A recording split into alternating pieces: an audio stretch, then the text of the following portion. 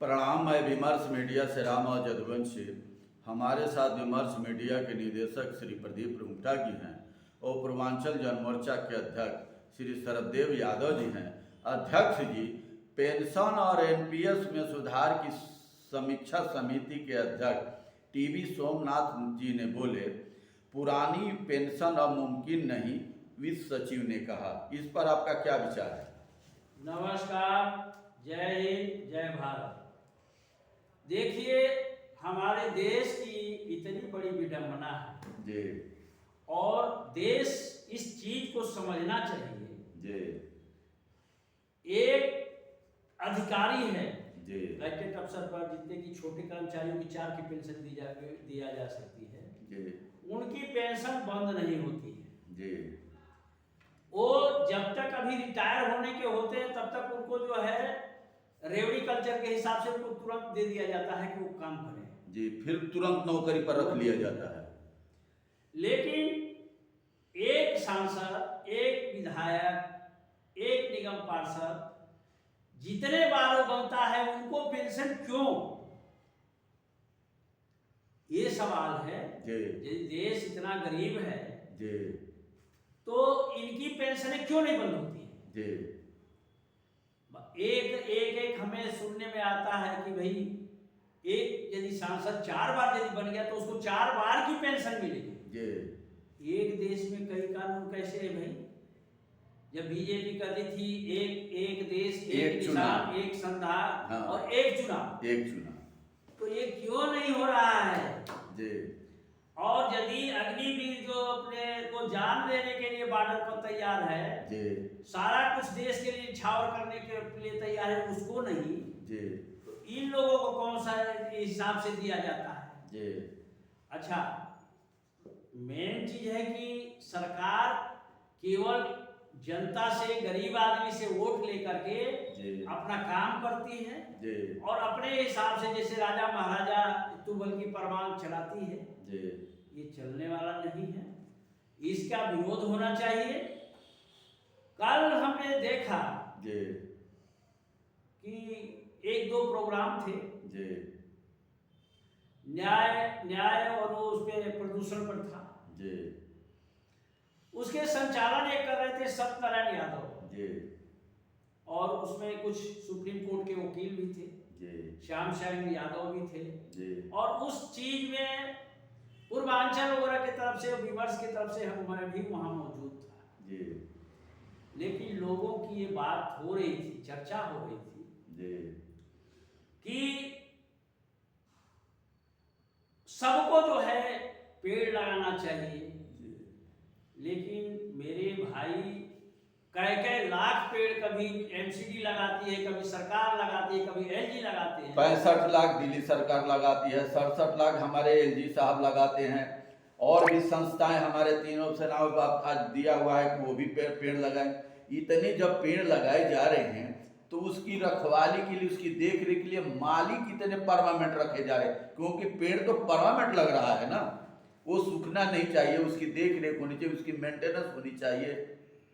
वो जो है सामाजिक न्याय की बात उसमें थी और पर्यावरण की बात थी। जी, मेरे समझ में नहीं आया जी, कि हर एक आदमी को इसमें अब कल आ रहा है कि हर एक आदमी एक पेड़ लगाए।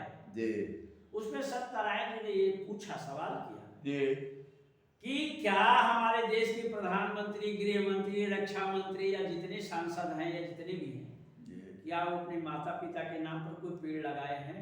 जी, ये सवाल जायज था। जी, यदि आप कोई कानून करते हैं तो वो कानून आपके लिए ऊपर भी लागू होता है। मगर कानून वहां लागू होता, पेड़ तो लगा दे, जो भी लगा ठीक है, मगर वो जो पेड़ लगाए, जो भी पेड़ लगा तो उसकी रखवाली के लिए, देख रेख के लिए कितने आदमी रख रहे हो? अरे भाई, यदि वो पेड़ लग रहे हैं जी, और यदि पेड़ वो पूरा रह जाएंगे तो अगली साल वो क्या दिखाएंगे कितने करोड़ पेड़ लगाए? ये एक बहुत बड़ा घपला है। न्याय, सबको न्याय मिलना चाहिए, यहाँ न्याय कहाँ हो रहा है? एक को पेंशन मिल रही है, एक को पेंशन नहीं मिलेगी। एक को जो है 4-4 बार पेंशन मिल रही है और एक को एक बार भी पेंशन नहीं मिलती। एक को रिटायरमेंट के बाद भी दो जगह पे कि तो राज्यपाल बन जाता है, नहीं तो विदेशों में अपना दूतावास बन जाते हैं। यही तो मांग थी जी भैया, आप जो है सामाजिक न्याय के थ्रू और ये आवाज उठाएं कि हमारा जन अधिकार है जी कि हमको हक बराबर चाहिए, जी हमको जनगणना होनी चाहिए, जी। जैसी जिसकी साझेदारी वैसी उसकी भागीदारी। तो बिना जातीय गणना का अध्यक्ष जी ये काम पूरा नहीं होगा। जातीय गणना होगी, कौन कितनी जातियां गरीबी में है और कितने कौन कहाँ उठ गया, इसका पूरा निर्णय बिना जातीय गणना का नहीं होगा। उसका आर्थिक सर्वेक्षण भी उसी टाइम हो जाएगा। ये जो है सरकार क्यों पीछे हट रही है? पीछे हट रही है कि इसको दूध का दूध पानी करते हुए इसको पसीने छूट रहे हैं। आज जो है लोग इस चक्कर में हवा करेंगे, कहीं ये दंगा फैलाने के चक्कर में, तो कहीं इस चक्कर में। अरे भाई आप काम करो ना, आपको ड्यूटी मिली है, जनता के आप नौकर हो, मालिक नहीं हो जी। आप जो है जनता का टैक्स के पैसे से ऐश ले रहे हो, हमारे पैसे से ले रहे हो, तो आप वैसा कुछ काम कीजिए समाज के लिए जी। तो यहाँ तो हो नहीं रहा है जी। भाई। एक आदमी है, एक मिनिस्टर है, उसके पास गाड़ी चपरासी 5000 गज में जो है कोठी चाहिए जी। और एक जनता जो है जिसको 25 गज का प्लॉट नहीं, 1 वोट का अधिकार उतना ही है जितना एक गरीब का है जो देश का वासी है, और एक प्रधानमंत्री के वोट की वैल्यू उतना ही है जी। ये संविधान कहता है। जी। तो इस लड़ाई को लड़ने के लिए बहुत बड़ा ये चाहिए। जी। आज हमने देखा है जी। आज जो लोग कहते हैं कि आज जो है इसी लड़ाई की मार जो है लालू जी भुगत रहे हैं जी। और उन्हीं का देन है जी। आज जितने भी छोटे छोटे दल जो बन गए, छोटी छोटी पार्टियां जैसे जीतन राम मांझी है, रामविलास पासवान जी का अलग से अपना बना हुआ है, यहाँ निषाद जी है, ओम प्रकाश राजभर, ये छोटी छोटी पार्टियां यूपी में मुलायम सिंह के आने के बाद ही ये सब उभर के आए हैं। पहले क्यों नहीं ये इस तरीके से पार्टियां बन गई? ये जो है लिखा जाता है और जिस तरह से भेदभाव जी, इस जो दलित की और जो पिछड़े कुचलों की लड़ाई जो है या मुलायम सिंह यादव और लालू प्रसाद यादव की देन है कि आज लोग भुगत रहे हैं जी। और ये जो आज जो छोटी छोटी पार्टियां जो निकल रही हैं जी, छोटी छोटी बना करके कभी इधर चली जाती कभी उधर जाती, इनका कहीं कोई अस्तित्व नहीं था, ना ही कोई पहचान थी जी। तो इनकी लड़ाई को यदि वहां पर बात उठाई गई थी जी। मंच से जी। कि भाई इनकी लड़ाई को हमें तो ये कहना है कि यदि इस न्याय की लड़ाई को आपको लड़ना है जी। तो इसमें पुरजोर विरोध करके और आपको जो है इस पे लड़ाई लड़नी पड़ेगी। जिस लड़ाई को अध्यक्ष जी, जिस लड़ाई को लालू जी, चाहे नेताजी, चाहे रामलाल लोहिया, इस तरीके से, चाहे डॉक्टर अम्बेडकर साहब, इस तरीके से आवाज उठाकर इस वर्ग को उठाना चाहे, उनको उनकी लाइन को पलीता लगाने में जो क्षेत्रीय छोटे छोटे पार्टियां जो आ रही हैं, ये पिछड़ों का हक मारने के लिए अपने बेटों, इन लोगों को तो रोजगार चाहिए, बाकी और समाज को रोजगार नहीं चाहिए कि समाज को ये भला नहीं चाहते। नहीं तो सुनिए अध्यक्ष, एक और बात है, पेंशन और एनपीएस में सुधार की समीक्षा समिति के अध्यक्ष टीवी सोमनाथ बोले, पुरानी पेंशन अब मुमकिन नहीं है। इस मुद्दे पर सरकार की चिंता से अवगत कराया।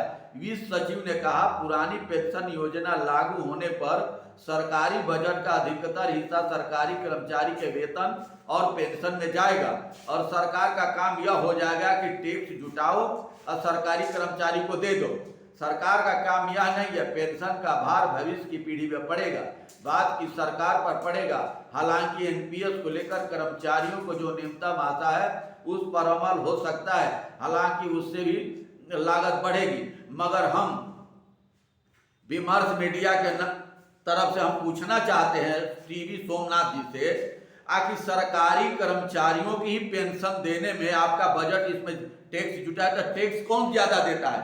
गरीब आदमी 60% से ज्यादा टैक्स, या जीएसटी लगी हुई सबसे ज्यादा टैक्स दे रहा है, और आप पेंशन किसको दे रहे हैं? एमपी, विधायक और जितने भी बड़े पद पर बैठे हुए उनकी पेंशन है, अग्निवीर की पेंशन है।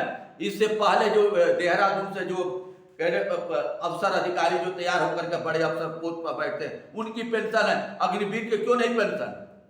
देखिए जो छोटे छोटे दल हैं जो कहते हैं कि गरीब और पिछड़ा और दलित का जो नेता बन रहे हैं जी उनको मंत्री का कुर्सी चाहिए, जी समाज का कोई काम हो या ना हो, जी कोई आरक्षण पर नहीं बोलता है, जी कोई दलित कुचले पर नहीं बोलता है।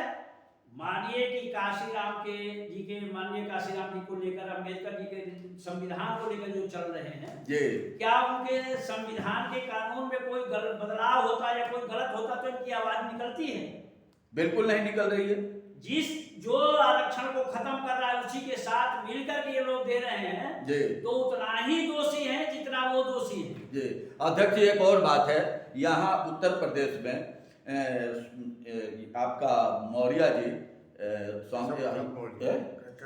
केशव प्रसाद मौर्य जी ने योगी आदित्यनाथ जी से पूछे हैं कि संविदा पर ठेके पर किस किस वर्ग के रखे गए हैं, इसका पूरा ब्यौरा उन्होंने मांगा हुआ।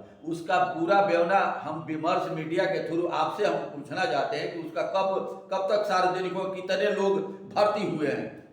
देखिए, केशव प्रसाद मौर्य जी के साथ नाम पर इलेक्शन लड़ा गया पिछली बार जी इलेक्शन लड़ गया। ये हो रहा था कि केशव प्रसाद मौर्य जो है मुख्यमंत्री बनेंगे जी, लेकिन वो पिछड़ों का वोट तो ले आए जी, लेकिन उनको पीछे कर दिया गया जी और सामने आ गए योगी जी। तो केशव प्रसाद जी इतने ही नहीं बने जी कि जो पिछड़ों का वोट लेकर आपके साथ लिया जाता है, आपको ही हरवा दिया जा रहा है जी, और आप उनको तो हरवा दिया जाता है और मुख्यमंत्री आरएसएस के या आरएसएस पृष्ठभूमि के लोग मुख्यमंत्री बनते हैं। तो फिर भी उनको समझ में नहीं आ रहा है जी, लेकिन जो दलित पिछड़ा है ये तो इस बात को समझ रहा है जी, अब तो सबकी समझ में आने लग गया कि भैया ये जो है अपने अधिकार को, अपने मत को प्रयोग करो, किसी के बहकावे में मत आओ, अपने अधिकार के लिए लड़ो। और जब तक अपने अधिकार के लिए नहीं लड़ेंगे तब तक आपका कोई भला होने वाला नहीं है। यदि आप लड़ने पर तैयार हो जाएंगे, मैदान में कूद जाएंगे तो आपके पीछे जनता खुद आ जाएगी। लोग जुड़ने लगे, कारवां चलने लगा, कोई इधर गया कोई उधर गया, फिर भी कारवां चलता रहा। इस उद्देश्य से आप लड़ते हैं तो जीवन क्या है? सब जो आज जो है नेताजी का नाम लिया जा रहा है, जो काशीराम जी का नाम लिया जा रहा है, बाबा भीमराव अम्बेडकर का नाम लिया जा रहा है, इसी की तो देन है। वो आज भी हम पूजनीय है। आज भी क्या है अध्यक्ष जी, देश में एक ही थाली में दो पेट नहीं चलेगा। बहुत बहुत धन्यवाद, नमस्कार, प्रणाम।